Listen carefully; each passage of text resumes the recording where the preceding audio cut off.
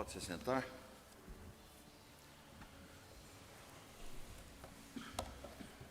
O nosso estudo da Escola Dominical de hoje, dando continuidade ao nosso estudo do livro do Apocalipse, que nós estamos realizando já há muito tempo, hoje nós compartilharemos com os irmãos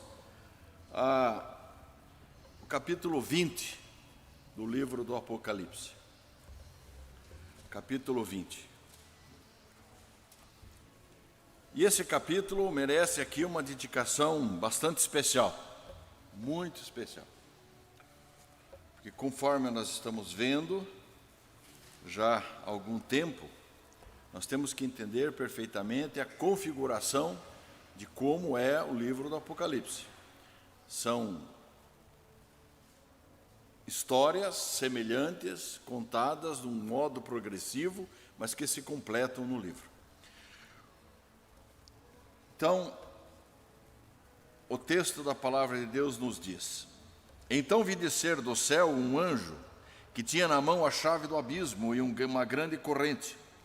Ele segurou o dragão, a antiga serpente, que é o diabo, Satanás, e o prendeu por 1000 anos. Lançou-o no abismo, fechou-o e pôs selo sobre ele, para que não mais enganasse as nações até que se completassem os 1000 anos. Depois disto, é necessário que seja solto pouco tempo. Vi também tronos, e nestes sentaram-se aqueles aos quais foi dada a autoridade de julgar. E vi as almas dos decapitados por causa do testemunho de Jesus, bem como por causa da palavra de Deus, tantos quantos não adoraram a besta, nem tampouco a sua imagem, e não receberam a marca na fronte e na mão, e viveram e reinaram com Cristo durante 1000 anos. Os restantes dos mortos não reviveram, até que se completasse os 1000 anos. Esta é a primeira ressurreição. Bem-aventurado e santo é aquele que tem parte na primeira ressurreição. Sobre esses a segunda morte não tem autoridade. Pelo contrário, serão sacerdotes de Deus e de Cristo, e reinarão com ele os 1000 anos. Quando, porém, se completarem os 1000 anos, Satanás será solto da sua prisão, e sairá a seduzir as nações que há nos 4 cantos da terra, Gog e Magog, a fim de reuni-las para a peleja. O número destas é como a areia do mar. Marcharam então pela superfície da terra e sitiaram o acampamento dos santos e a cidade querida. Desceu, porém, o fogo do céu e os consumiu. O diabo, o sedutor deles, foi lançado para dentro do lago de fogo e enxofre, onde já se encontra não só a besta, mas também o falso profeta, e serão atormentados de dia e de noite pelos séculos dos séculos. Vi um grande trono branco, e aquele que nele se assenta, de cuja presença fugiram a terra e o céu, e não se achou lugar para eles. Vi também os mortos, os grandes e os pequenos, postos em pé diante do trono. Então se abriram livros. Ainda outro livro, o livro da vida, foi aberto. E os mortos foram julgados segundo as suas obras, conforme o que se achava escrito nos livros. Deu o mar os mortos que nele estavam. A morte e o além entregaram os mortos que neles havia, e foram julgados um por um, segundo as suas obras. Então a morte e o inferno foram lançados para dentro do lago de fogo. Esta é a segunda morte, o lago de fogo. E se alguém não foi achado inscrito no livro da vida, esse foi lançado para dentro do lago de fogo. Amados, como eu já falei, é um capítulo que muitas vezes é mal entendido. E graças a essas más interpretações ou diferentes interpretações, ele tem ocasionado conflitos, não é? Entre si, criando várias doutrinas, criando alguns cismas, criando linhas teológicas muito diferentes. Mas nós temos que lembrar, primeiramente, é que o livro do Apocalipse sempre é interpretado de forma simbólica. Jesus, no primeiro capítulo deste livro do Apocalipse, já dá a coordenada exegética do livro. Ele dá a interpretação simbólica e diz: aqui vai ser simbólico. É por isso que ele mostra, quando ele mostra as igrejas, os candelabros, e ele passeando no meio, ele explica claramente o que é o candelabro, o que é aquilo, Isso é significando o quê? Que a exegese do livro tem que ser feita de forma simbólica e não literal. Então, esse é o método exegético que nós temos que aplicar e da forma que nós aplicamos e que vimos aplicando durante todo o estudo do livro. Esse capítulo, nós já vimos a interesse desse capítulo 20, porque é um início, de novo, da mesma história já contada várias e várias vezes. É o início, então, da 7ª grande cena, da grande sessão, que é das 7 sessões que é dividido o livro do Apocalipse. E aqui, então, tem o início da 7ª sessão, 7ª e última sessão. É o clímax do livro, é o clímax da história. Então, ele vai repetir as cenas, mas de uma forma agora, de um outro ângulo, de uma forma vista de outra maneira.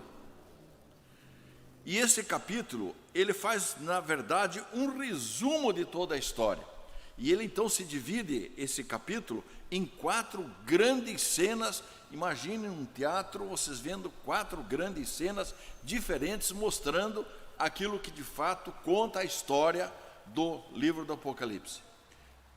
Que conta sempre a história da queda humana, da luta da igreja contra as hostes do inimigo, a forma como Satanás trabalha, a perseguição da igreja, e mostra a vitória da igreja e a vitória de Cristo. Sempre é a mesma história, que ela vai crescendo, e agora nós estamos falando do clímax da história deste livro.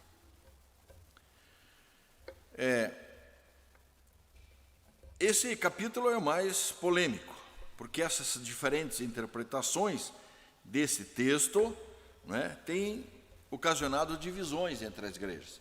Um grupo pré-milenistas, os pós-milenistas e os amilenistas.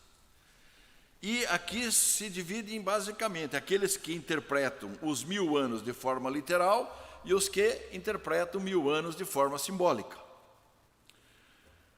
Isso nos separam, então, dos pré-milenistas, pós-milenistas e dos amilenistas. Entendendo que essa interpretação do livro não pode ser cronológica, ele não é um livro cronológico, mas são fatos semelhantes colocados lado a lado, são imagens paralelas que falam de fatos semelhantes que se repetem. Então, a interpretação aqui dos 1000 anos, daqueles que interpretam literalmente 1000 anos como 1000 anos, tem algumas dificuldades.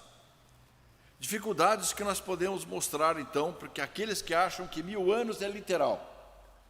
Primeiro, nós não encontramos nenhuma base, nem nos evangelhos, nem no restante de toda a Escritura, seja no Novo Testamento, no Antigo Testamento, nos evangelhos, nas epístolas, que falem de um reinado milenar de 1000 anos de Cristo na terra. Segunda dificuldade é que, quando interpretamos esses 1000 anos como milênio, falamos de um reinado físico de Cristo. Mas o próprio Jesus afirma nos evangelhos que o reino dele é um reino espiritual, não é um reino físico. E que ele não é desse mundo. O milenismo também defende um reino especial na terra para os judeus e a reconstrução do templo. E isso significaria o quê? Significaria a reintrodução do sacrifício. Isto é, diminuir então a eficácia da consumação da missão de Cristo na terra.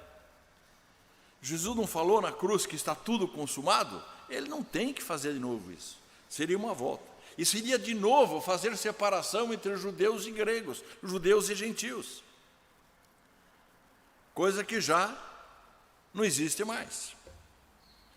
A crença também no milênio, não é? Seria preciso afirmar aqui 2 ou 3 ressurreições, enquanto que a Bíblia fala de uma única ressurreição, tá certo? Como um fato único. E a maior dificuldade que nós enfrentaríamos se fôssemos interpretar um reino milenar de 1000 anos aqui na Terra, seria Cristo e a igreja já glorificada, convivendo de novo com ímpios, com pessoas não regenerados. Não teria sentido isso. E depois, o interessante é que Jesus, quando fala do juízo final na sua volta, ele fala do juízo final quando ele voltar, não depois de 1000 anos de sua volta. Mas ele fala do juízo final imediatamente no dia da sua vinda. Mateus 25, 31 e 32, Jesus diz: quando vier o Filho do Homem na sua majestade e todos os anjos com ele, então se assentará no trono da sua glória, e todas as nações serão reunidas em sua presença, e ele separará uns dos outros, como o pastor que separa os cabritos das ovelhas. Portanto, o termo que nós usamos também, milenismo, milênio, ele não existe. A interpretação exata de 1000 anos é outra coisa. 1000 anos é o número 10 multiplicado, multiplicado à terceira potência, tá certo? Ao cubo. Significa o quê? O tempo completo muito grande. É o tempo de Deus, o tempo completo. É um tempo grande, enorme, não é? É um período que se inicia quando? Na primeira vinda de Cristo e se completa na segunda vinda. É um espaço de tempo enorme. Quanto leva? Não é literal 1000 anos. Não é? Esse termo também que nós, reformados, adotamos como amilenismo, também não é muito apropriado, porque na realidade nós aceitamos que existe um tempo, não é verdade? Que não é de 1000 anos literal, mas é um grande tempo, não é? Que se inicia, então, nesse intervalo de tempo. Temos que entender que na consumação da cruz, quando Jesus consuma a sua obra na cruz, ressurge dos mortos e ascende ao céu, Cristo recebe, então, ali o governo de todas as coisas. Ali é a derrota de Satanás, sua queda e o início, então, do reino milenar de Cristo. Ali se inicia o reino milenar. Então, esse capítulo inicia a 7ª sessão paralela, que apresenta, então, essas 4 cenas distintas aqui. Quais são as cenas? A prisão do dragão, os santos no céu, a derrota e a morte de Satanás e o dia do juízo final, condensado neste capítulo 20.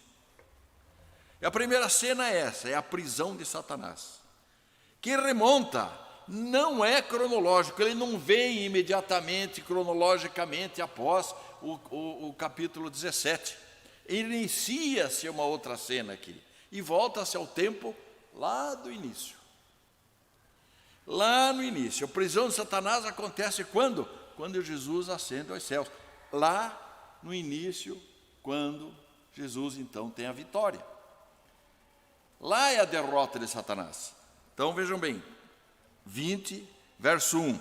Então vi descer do céu um anjo, e tinha na mão a chave do abismo e uma grande corrente. Segurou o dragão, a antiga serpente, que é o diabo, Satanás, e o prendeu por 1000 anos. Lançou-o no abismo, fechou-o e pôs selo sobre ele, para que não mais enganasse as nações até se completarem os 1000 anos. Depois disso, é necessário que ele seja solto um pouco de tempo. Essa prisão de Satanás no abismo é paralelo ao capítulo 9, que nós já estudamos aqui. E essa fala em acorrentar é um simbolismo.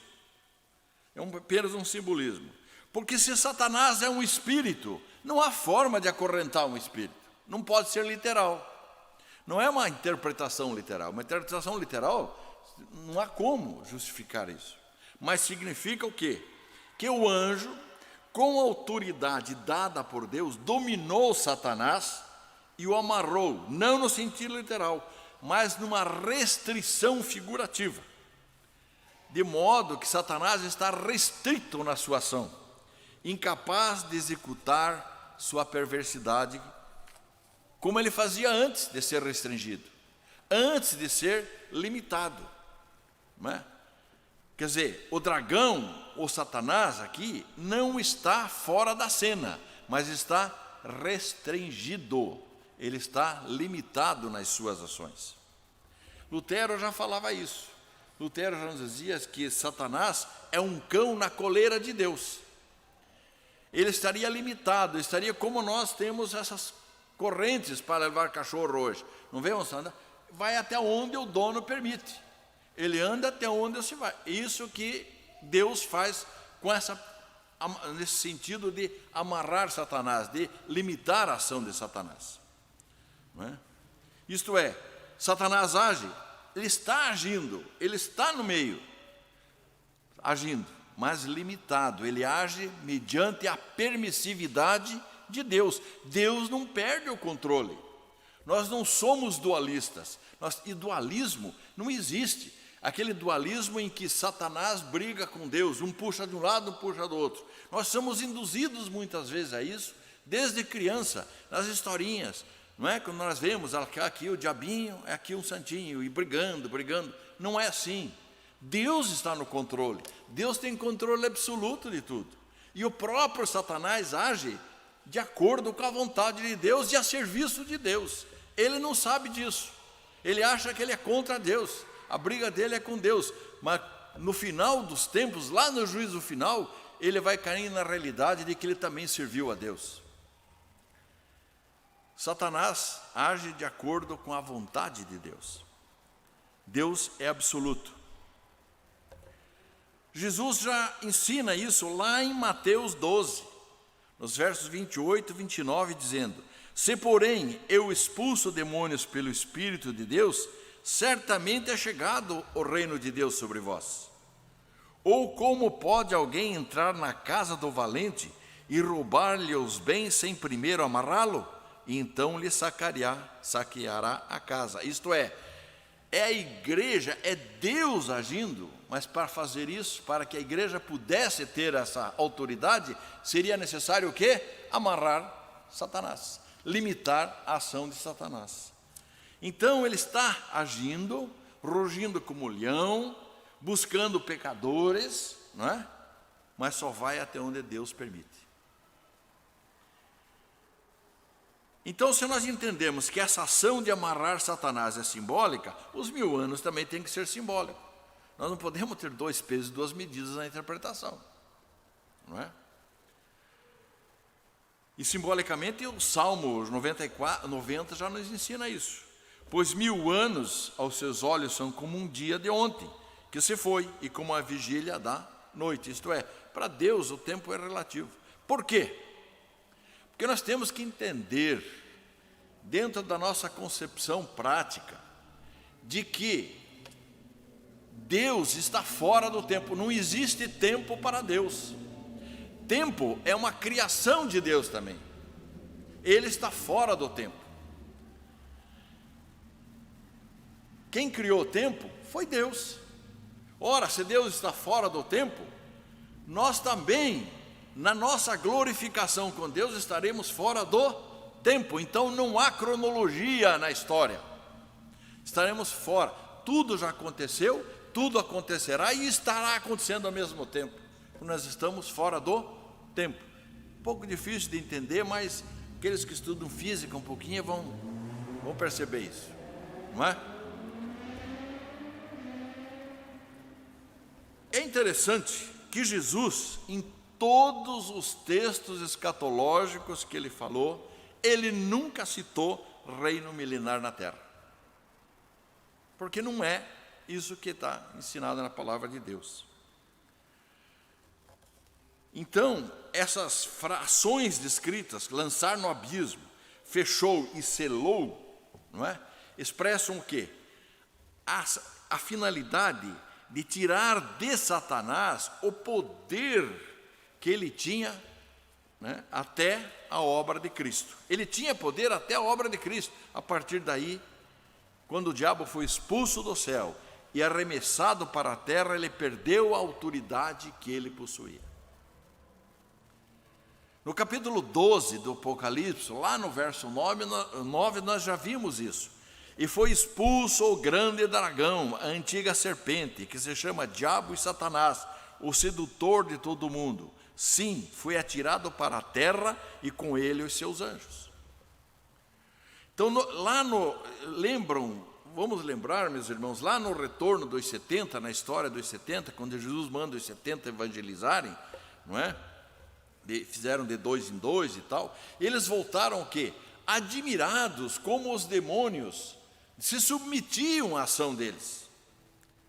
E o que Jesus responde para eles? Quando eles vêm admirados,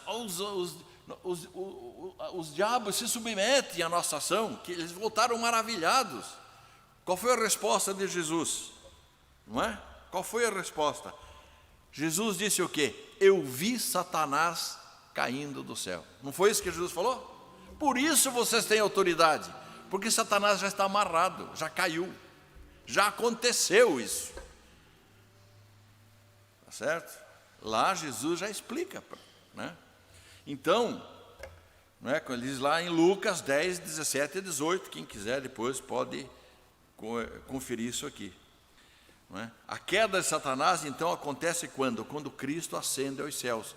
E por isso que Jesus já viu, porque como Deus, ele já viu o passado, presente, futuro, ele está fora do tempo, ele sabe tudo.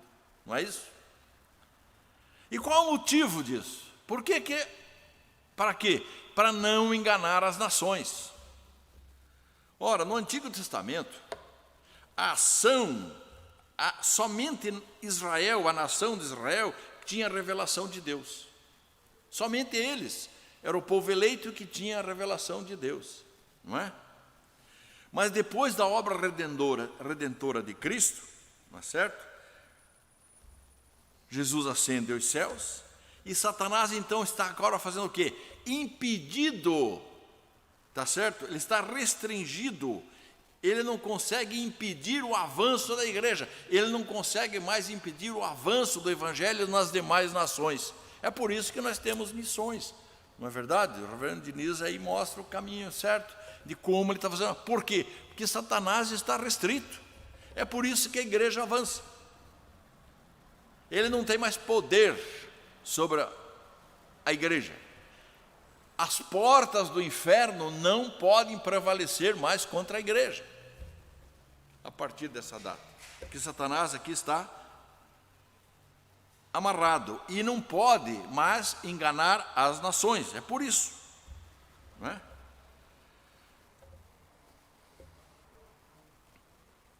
Lá em João 12, 31 e 32, o que Jesus fala? Chegou o momento de ser julgado este mundo, e agora o seu príncipe será expulso.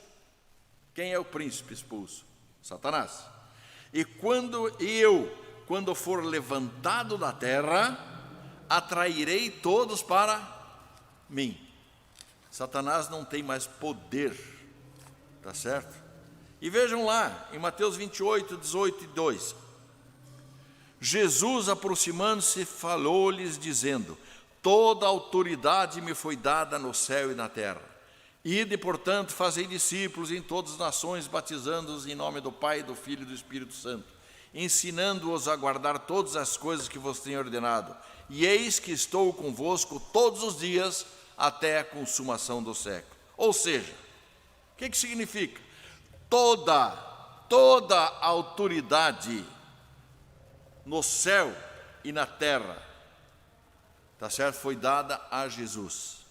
Portanto, o reino de Deus, o reino de Jesus é agora e não depois da segunda vinda, quando ele vier. Nós estamos no milênio. Nós estamos atravessando o milênio, tá certo? Amados, crer num reino milenar de Cristo aqui na terra, tá certo? É diminuir o poder de Jesus. É diminuir. Ele já tem toda a autoridade. Ele já reina. Ele é Deus. Ele é o próprio Deus, né? Vejam lá em Efésios, Paulo nos ensina em Efésios, capítulo 1, versos 20 e 21. O qual exerceu ele em Cristo, ressuscitando-o dentre os mortos e fazendo-o sentar à sua direita nos lugares celestiais, acima de todo principado e potestade, e poder e domínio, e de todo nome que se possa referir, não só no presente século, mas também no vindouro.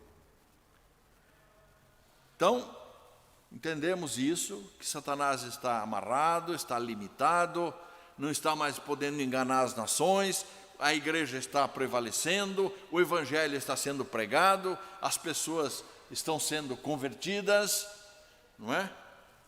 Mas fala também aqui nesse texto que depois disto é necessário que lhe seja solto um pouco de tempo.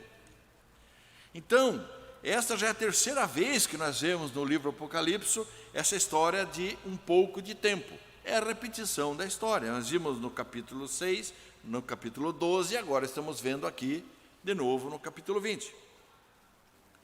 Então, a que tempo que ele se refere, esse pouco tempo? Tá certo? É o tempo em que vai ocorrer a apostasia. Não estou falando de apostasia. Apostasia sempre existiu, sempre existirá, tá certo? E nós estamos vendo apostasia em toda a história. Aqui ele se refere à apostasia, aquela grande apostasia, o período da grande tribulação, período que nós de fato teremos, não é? Satanás então agindo novamente com a besta que sai do mar, a besta que vem da terra, tá certo? Com a grande Babilônia, com a grande meretriz, e tudo como nós já estudamos. Então aqui um resumo disso, que já, não é? Nós estamos vendo isso, nós estamos enxergando isso, não é? Essa expressão, então, né, é um longo de tempo. Então, dentro dos 1000 anos, que é um período de tempo enorme, nós sabemos que essa grande apostasia também vai ser bem pequena. Vai ser um curto espaço de tempo, por pouco tempo, em comparação ao tempo que estamos aguardando a vinda de Jesus, tá certo? Mas o próprio Jesus diz que esse tempo da grande apostasia seria abreviado por causa dos eleitos, não é? Então, nós já vimos nos textos que são paralelos aos anteriores. Então, isso explica bem essa primeira cena, essa cena da queda de Satanás, da amarração de Satanás, e explica perfeitamente essa questão, em que tempo nós estamos vivendo. A segunda cena desse capítulo é o reinado, que mostra agora, é uma outra cena do teatro apresentado aqui, uma outra, abre-se as cortinas para diante de João, e ele vê agora uma cena dos santos no céu. É o reinado. Enquanto ocorre isso, o que está acontecendo? Nós estamos aqui atravessando essa fase, mas no céu os santos já reinam com Cristo, nesse mesmo período. É isso que está dizendo. Quem está reinando?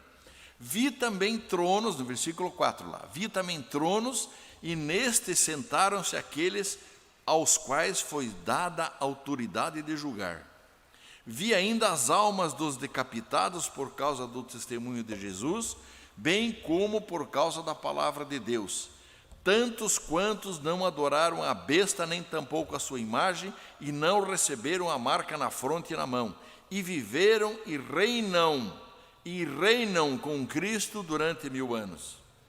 Os restantes dos mortos não reviveram até que se completassem os 1000 anos. Esta é a primeira ressurreição. Bem-aventurado e santo é aquele que tem parte na primeira ressurreição. Sobre esses a segunda morte não tem autoridade. Pelo contrário, serão sacerdotes de Deus e de Cristo e reinam com ele os 1000 anos. E o que acontece? Enquanto nós estamos aqui na terra, os crentes, os remidos de Deus, os que têm Cristo no coração, que já aceitaram Jesus, que têm Cristo, que foram convertidos, esses que morrem, já suas almas estão no céu e reinam com Cristo. Estão reinando junto com Cristo. É isso que o texto está dizendo, não é? Aqui, a visão que João tem é a visão do céu. E essa cena de trono, de julgamento e almas, descreve o quê? Cena celestial. João aqui está levando agora os leitores para um bastidor. O que é que acontece com quem? Com os santos redimidos, não é? Que estão suas almas reinando com Cristo, enquanto Satanás está amarrado, tá certo? E nós estamos nesse período milenar dos 1000 anos, isto é, que não sabemos quantos anos terrestres são, mas é um grande espaço de tempo. E os santos, esses santos que estão no céu, têm uma honra e a responsabilidade de julgar quem? Vamos julgar as tribos de Israel, vão julgar o mundo, vão julgar os anjos e governam junto com Cristo. Estão juntos. Essa referência aos tronos alude então aos 24 anciões, que representam o quê? Nós já vimos que simbolicamente representam todo o povo de Deus, tá certo? Que reinam com o Cordeiro e adoram a Deus. Aqui, o termo almas, ele não está se referindo a corpos, está se referindo a almas. As almas dos santos estão no céu. Almas, é espiritual aqui, tá certo? Por quê? Porque o corpo das testemunhas, tá certo? Daqueles que foram decapitados pelo testemunho, dos que pregaram o evangelho, dos que não adoraram a besta, isto é, todos aqueles que resistiram à ação do diabo e têm suas vidas entregues a Jesus, que testemunharam da palavra, isto é, todos aqueles que testemunham de Cristo, uma vez mortos aqui, estão reinando com Jesus em suas almas. O corpo vai para a terra, vai ao pó, mas as almas estão reinando com Cristo. É um reino espiritual. Quando o texto fala de mártires em nome de Jesus, está se referindo o quê? A todos os crentes. Testemunha de Jesus. A palavra mártir quer dizer testemunha, martírios, é testemunhar de Jesus. Não é? Agora, por quê? Por que ele é classificado junto? Porque Satanás não isenta, e nós já vimos nos outros estudos que nós já fizemos, nenhum seguidor verdadeiro de Cristo é perdoado por Satanás. Ele vai dar um jeito de incomodar, de fazer opressão, de perseguir, porque é o trabalho dele. Ele vai dificultar a vida do seguidor de Cristo. Todo seguidor de Cristo tem que saber que ele sofre opressão, e sofre perseguição, e sofre tribulação, e faz parte, tá certo? Da ação de Deus em nossas vidas, e Deus permite isso, né? Nenhum dos santos, tá certo? Quando ele fala ali que nenhum deles que teve a marca, é evidente. Todos os santos que sofreram por Cristo, de uma maneira ou de outra, por maus tratos, por exílio, por privação, por opressão, prisão, perseguição, confisco de bens, posses, que os que foram barrados no comércio, que foram perseguidos, foram discriminados por serem cristãos. E, meus amados, os cristãos são discriminados, sim, pelo mundo ímpio. Somos discriminados, sim, é uma verdade. Mas todos esses crentes verdadeiros, os verdadeiros remidos de Deus, já são vitoriosos e são convidados a sentarem-se com Cristo em seu trono e vão governar com Cristo no céu. No céu. Não fala aqui de reino milenar na terra que vai ter governado junto. Quando fala em trono, a palavra trono, sempre que aparece trono, a palavra trono aparece muitas vezes nos evangelhos. Mas no Apocalipse ele vai aparecer 47 vezes, a palavra trono. Das 47 vezes que ele aparece, apenas 3 vezes se refere a trono na terra. O trono do dragão, o trono da besta que sai do mar e o trono do falso profeta na terra. Todos os outros tronos que se referem no livro do Apocalipse estão no céu. É um trono espiritual. Então não há reino milenar de Cristo.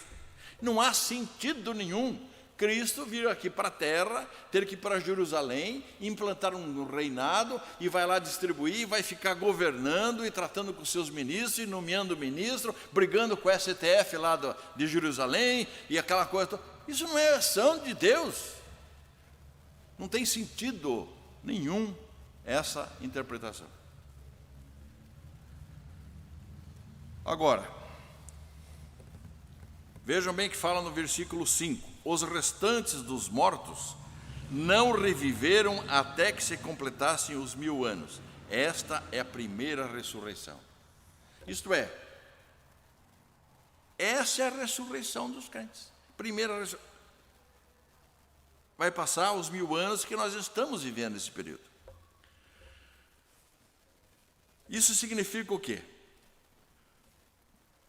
As almas daqueles que desfrutam da vida eterna com Cristo, já estão no céu, são contrastadas com o restante da raça humana que permanece morta. Então, enquanto os santos recebem vida eterna, os outros estão mortos.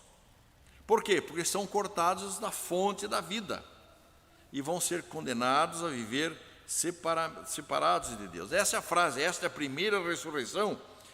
Nós temos que ver aqui como a conclusão do versículo 4, em que os entronizados reinam com Cristo. Então, o que é? O que é a primeira ressurreição, então?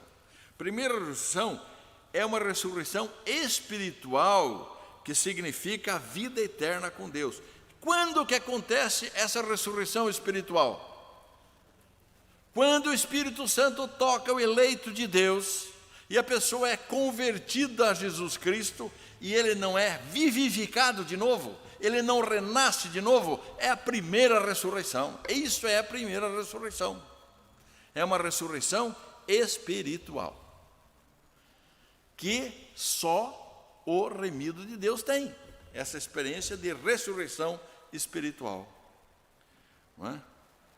E isso significa o quê? Que vai ter vida eterna com Deus. Então, no momento da conversão, você passa da morte para a vida, porque você estava morto nos seus delitos e pecados. Não é isso que a palavra de Deus nos diz? Então agora, na primeira ressurreição, qual que é? Eu estava morto nos meus delitos e pecados e estou ressurrecto em Cristo Jesus, espiritualmente. Espiritualmente. Paulo nos explica isso. Ele vos deu vida estando vós mortos nos vossos delitos e pecados, nos quais andastes outrora segundo o curso desse mundo, segundo o príncipe da potestade do ar, do espírito que agora atua nos filhos da desobediência.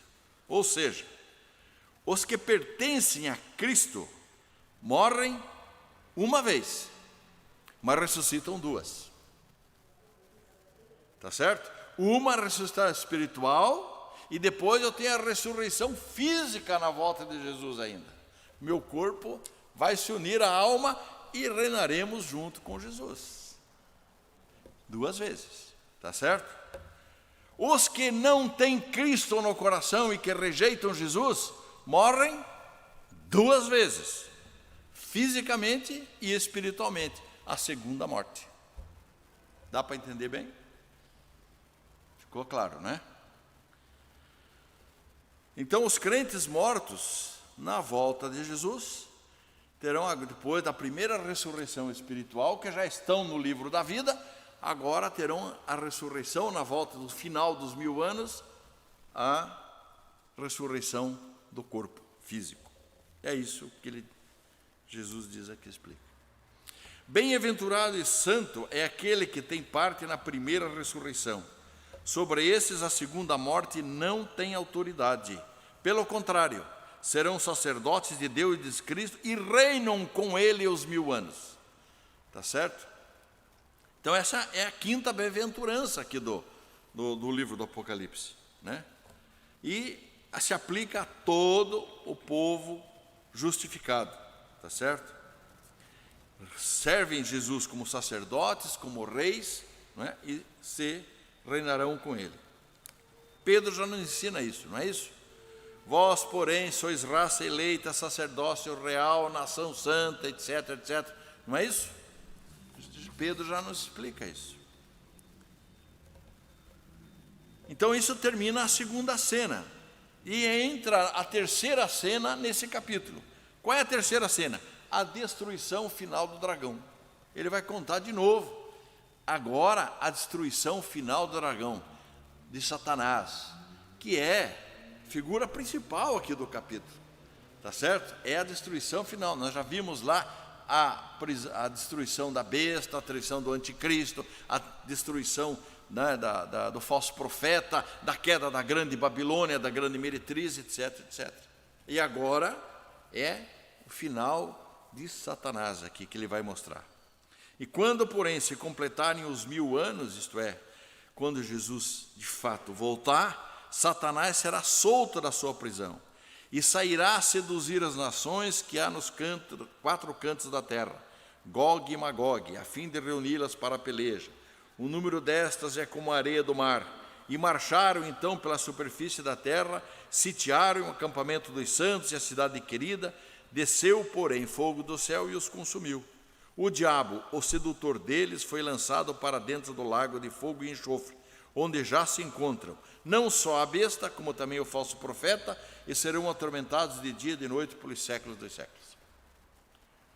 Ao mostrar esses diversos quadros, João aqui está oferecendo um esboço mais claro do mesmo acontecimento, da mesma batalha que já foi descrita nos capítulos 16, que já foi descrita lá no capítulo 19, tá certo? Onde todas as forças malignas são derrotadas. É repetição daquilo, não é cronológico, é uma repetição do que já acontece. Já foi descrito isso, não é? É aquela grande batalha do Armagedon, já aconteceu. Isso é uma questão espiritual que já aconteceu. Aqui ele vai mostrar mais uma vez essa batalha e a derrota de Satanás. A grande batalha, mas agora com uma perspectiva diferente. Mostra aqui que Satanás também participava daquela batalha, que ele já descreveu lá atrás. Tá certo? Mas ele perde a batalha e sofre a destruição, tá certo? E será jogado também, foi jogado no lago de fogo e enxofre para toda a eternidade.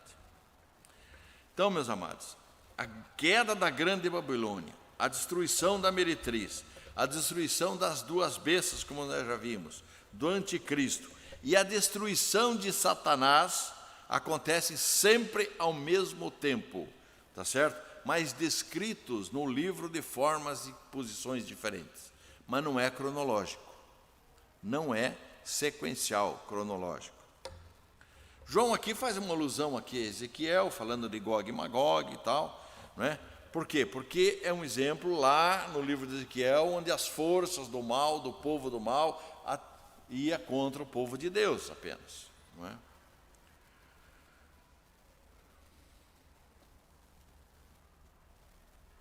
Esse quadro, então, da morte de Satanás acontece ao mesmo tempo em que a besta, não é, e o falso profeta, quando são lançados no lago de fogo.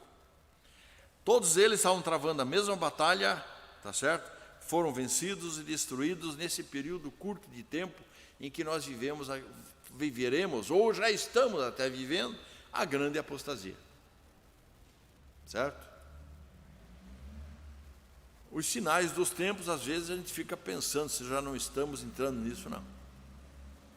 Quando a gente vê tudo que vem acontecendo, as filosofias, as mudanças, o anticristianismo crescendo, né? Os governos, a tendência de um governo, de um pensamento único no mundo, tá certo? Tendo uma unidade de pensamento, tudo isso nos leva a crer que nós estamos muito próximos, ou estamos já nesse período já de entrar na grande apostasia, certo?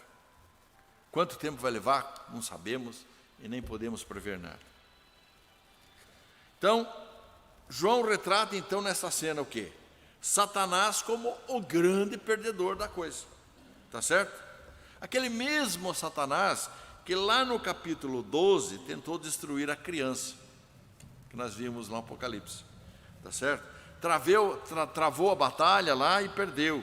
Estava amarrado e mantido no abismo, e agora foi levado ao seu destino final e lançado no lago de fogo e enxofre, onde será atormentado por toda a eternidade.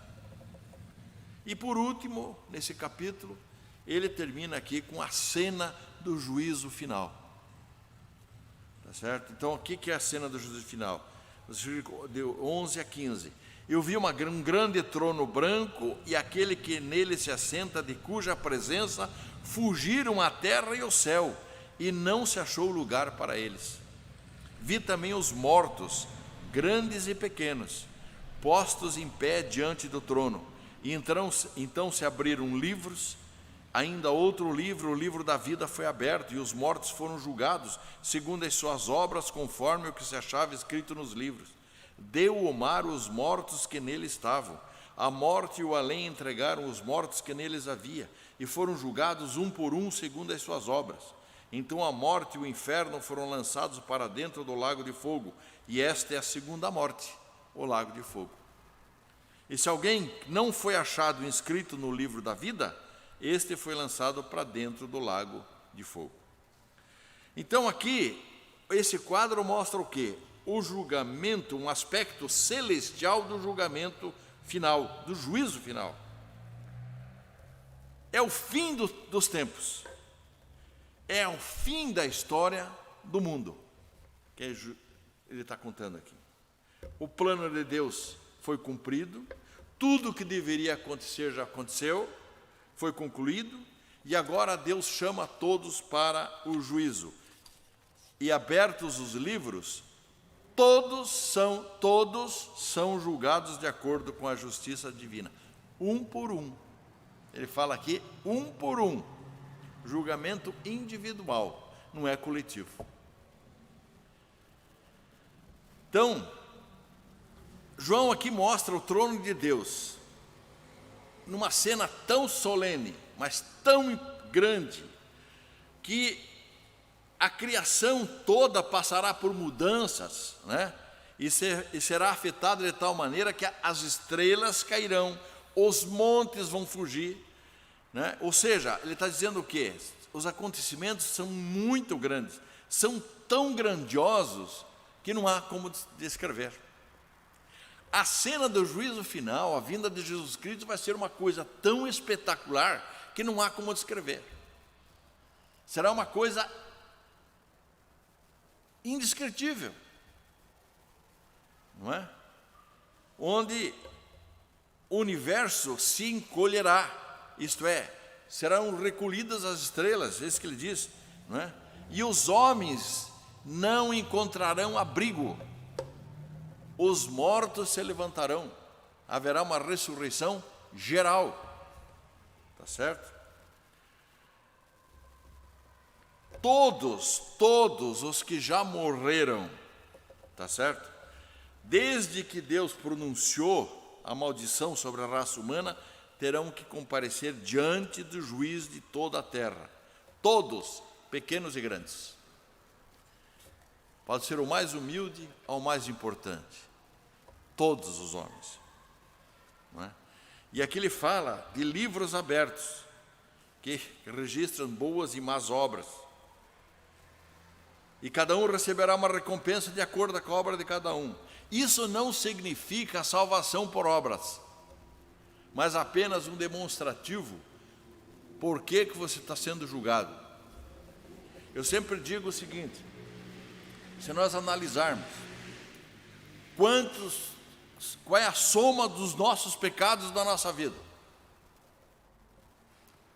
e quando chegarem diante do juízo final e Deus abrir o relatório, a ficha corrida de cada um, nós vamos nos assustar. Uma pessoa muito santa, mas muito santa mesmo, aquela que cuida de tudo. Vamos imaginar que ela 3 pecados por dia. Ela xingou no trânsito, ela esqueceu uma coisa, se omitiu de ir lá. Ele cometeu 3 pecadinhos. No final do mês ele fechou 90, mas que seja 100, vamos arredondar para 100. Em um ano, tá certo? Tá feia a coisa, tá certo? Já deu alguns 1000 pecados. E se pegaram 70 anos de vida da pessoa, tá certo? Meu Deus, ela tem pelo menos uma ficha corrida com 70.000 pecados por aí, se ele morrer com 70. No meu caso, seria mais ou menos 70.000 pecados, se eu fosse um homem muito santo.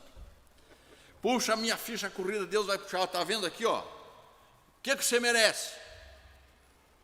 E você, humildemente, vai dizer, ó, eu sou um servo inútil, eu mereço o inferno. Eu mereço o inferno. Mas aí, Deus, na sua justiça, vai dizer o seguinte, pois é, mas você foi justificado na cruz por Jesus Cristo. Você foi lavado no sangue de Jesus. Por isso, você vai entrar no reino dos céus. Vinde, tome posse do reino. Benditos do Senhor. Ou não é isso que ele vai dizer? E nós teremos condições, então, por gratidão, de nos ajoelhar e a louvar e adorar esse Deus o resto da eternidade. Porque nós não merecíamos, mas fomos lavados no sangue de Jesus. Ele levou o nosso pecado. Já o ímpio que rejeita Jesus, aquele não redimido, ele vai olhar a ficha corrida dele e vai dizer, eu mereço o inferno sim, e vai contente para o inferno também. Tá certo? Porque ele sabe que ele era merecedor daquilo. Deus é tão misericordioso que ele vai até consolado para o inferno. Tá certo? Esse é o juízo de Deus, que será aplicado aqui, é isso que ele fala. Não é? Então não é salvação por obras, mas é uma demonstração de que, mostrando boas e más obras das pessoas, a pessoa vai chegar à conclusão daquilo que ele próprio merecia. Não é? Então qual é o objetivo? Qual é o objetivo dessa abertura dos livros? Paulo, lá em 2 Coríntios, capítulo 5, verso 10, explica. Porque importa que todos nós compareçamos perante o tribunal de Cristo, para que cada um receba segundo o bem ou o mal que tiver feito por meio do corpo. Ora, nós fomos perdoados, e essa que é a grande notícia para a igreja, para os redimidos, que João está dizendo aqui. O que o João está dizendo para essa igreja? Olha, vocês estão sendo perseguidos, estão sendo tribulados, vocês vão passar por perseguições, vocês passam por todas as tribulações possíveis, vocês podem morrer espancado, preso, como estava acontecendo na época, mas vocês têm, o juízo final virá para todo mundo. Ou não é isso? E é interessante que no versículo 13 ele diz, deu o mar os mortos que nele estavam. A morte e o além entregaram os mortos que nele havia, e foram julgados, um por um, segundo as suas obras. Um por um. Então esse juízo é universal e individual. Tá certo? Esse verso aqui tem um significado para nós muito importante, porque eu já vi muito crente achar que, por exemplo, que não posso, eu não quero ser cremado porque Deus não vai achar meu corpo no dia da ressurreição. Ora, ele está dizendo aqui que mesmo aqueles que estavam no mar, que o peixe comeu, vai ter corpo também. Para Deus é impossível, não é impossível para Deus. Tá certo? Pode estar espalhado tuas cinzas no mundo afora, Deus vai juntar cada pedacinho, não se preocupe com isso. Tá certo? Até aqueles que estavam no mar, o mar vai devolver. Deus tem autoridade sobre tudo, sobre todos, tá certo? E é Ele o Criador, é Ele que tem o controle das coisas. E no verso 14, então a morte e o inferno foram lançados para dentro do lago de fogo. É a segunda morte, o lago de fogo. E se alguém não foi achado inscrito no livro da vida, será lançado para dentro do lago de fogo. Então, essa expressão lago de fogo só aparece no livro do Apocalipse, né? E ele identifica esse lago de fogo como o quê? Como a segunda morte. O que é isso? É o lugar onde o ímpio vai passar a eternidade. Tanto a morte como o Hades, eles estão lançados lá também, tá certo? Eles não têm mais autoridade, a morte não tem mais autoridade, ninguém mais tem autoridade. Por quê? Porque eles não têm o nome inscritos no livro da vida, isto é, não foram redimidos pelo sangue de Jesus, tá certo? E a angústia e o sofrimento dos ímpios aqui é inimaginável, tá certo? Nós vemos isso na parábola do homem rico e do Lázaro. Lembram disso? Ali é bem claro, tá certo? Que não há mais possibilidade. Uma vez, não há segunda oportunidade. Não há mais o que fazer, tá certo? Lucas 16, 19, 31 conta essa história para concluir. Eu quero só repetir isso para vocês. Ora, havia certo homem rico que se vestia de púrpura e de vinho finíssimo, e que todos os dias se regalava esplendidamente. Havia também um certo mendigo, chamado Lázaro, coberto de chagas, que jazia à porta daquele, e desejava alimentar-se das migalhas que caíam da mesa do rico, e até os cães vinham lamber-lhe as úlceras. Aconteceu morrer o mendigo e ser levado pelos anjos para o seio de Abraão. Morreu também o rico e foi sepultado. No inferno, estando em tormentos, levantou os olhos e viu de longe a Abraão e Lázaro no seu seio. Então, chamando, disse: Pai Abraão, tem misericórdia de mim, e manda Lázaro que molhe em água a ponta do dedo e me refresque a língua, porque estou atormentado nesta chama.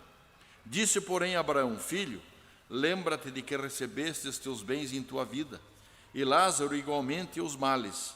Agora, porém, aqui está ele, está consolado, e tu em tormentos. E além de tudo está posto um grande abismo entre vós e nós, de sorte que os que querem passar daqui para vós, outros não podem, nem os de lá passar para nós.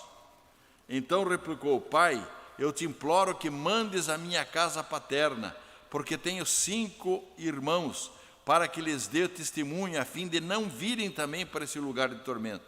Respondeu Abraão: Eles têm Moisés e os profetas, ouçam-nos.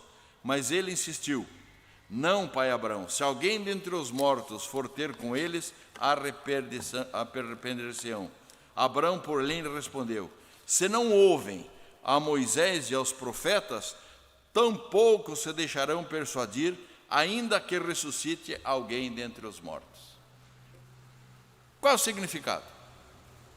Não há possibilidade de comunicação entre vivos e mortos. Primeira coisa. Não há possibilidade de espírito vir para falar com o vivo. Essa é a primeira informação que nós temos aqui. E segundo, que não há como vir aqui alguém do outro lado para tentar converter alguém e mostrar isso. Por quê? Porque ele diz: eles têm Moisés e os profetas. Está dizendo o quê? Ele tem a lei na mão, ele tem a Bíblia na mão. Mostre a Bíblia para ele. Se a Bíblia não converter, se a palavra de Deus não converter, não há o que possa ser feito. Essa é a grande lição. Meus amados, nesse livro do Apocalipse, esse capítulo é um capítulo de vitória para a igreja.